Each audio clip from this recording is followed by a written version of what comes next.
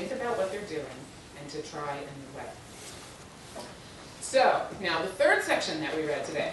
If you really want to earn the gold medal for loving your neighbor, you set yourself a challenging goal to grow for God by living verses 43 through 47, because that's the verses about loving your enemies. So, hold those before you this week as you're studying and learning and growing in the Lord, and see how God is calling you. These verses are a blueprint for life in the church and for the coming kingdom. Just as Egypt is in the midst of creating a constitution, these words of the Sermon on the Mount act as a new constitution for a new society envisioned by God and brought to us in human flesh by Jesus Christ. As we strive towards those impossible dreams, as we strive to be the disciples that Jesus is calling us to be, the impossibility of our human righteousness prepares us to want and to receive God's gift of grace. Because in light of these commandments, we realize how totally we can't do it. John Wesley was constantly preaching about going on to perfection, and everybody in his day and our day jokes and makes fun of those Methodists. Oh, they think they're going to be perfect. But we know we're not going to be perfect. But we will only get any better if we're striving for something. And so we're striving for perfection. We're striving for this picture that Jesus is giving us in Matthew 5. We're trying to get there because that gives us a goal. Going on to perfection, in John Wesley's thought, was to live and breathe the will of God. If you want to live and breathe the will of God, then you're going on to perfection. It's a striving towards. We're not ever going to get to be perfect, but we want to try to do better.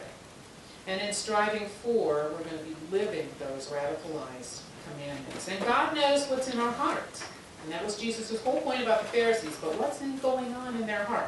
God knows what's going on in our heart. God knows if we're trying, and God will help us if we but ask for it and say, help me, God, I cannot love my neighbor. I cannot love my enemy. But I can if you help me, God. It doesn't have to be too hard. In the beginning, we might just take the words of Mother Teresa to heart.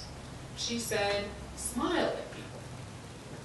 That was her answer when folks, the big interviewers, journalists would come up to her and say, well, how do you do it, and how can we do it, and we'd never make it.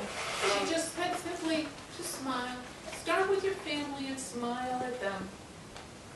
And then it'll go on from there. Amen. Now, your homework today comes from the Spiritual Formation Bible. In my Spiritual Formation Bible, it has little things in the margins that challenge you to look at the Scripture in a new way. And so this is what it says about the Sermon on the Mount. One thing that Jesus' teaching so radically apart from, that sets Jesus' teaching so radically apart from that of the religious leaders, is that the religious leaders emphasize what people shouldn't do, while Jesus stressed the positive nature of our calling, what we should do. It's not enough to refrain from killing our enemies. We are called to love them. We are called to pray for them. Think about your own shortcomings and how you might counteract each one with a positive virtue. And there's a place on your sermon notes to write that down so you can challenge yourself today and say, oh, this is the one I got to work on, so I'm going to write it down and take it home with me and keep on thinking about and praying about these words. For example, instead of being critical, learn to encourage someone. Instead of hoarding wealth, learn to be generous, and so on.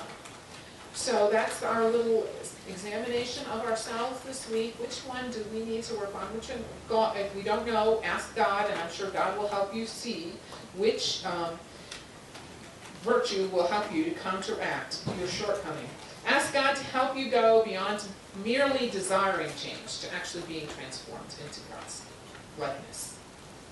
So that's our challenging homework for today.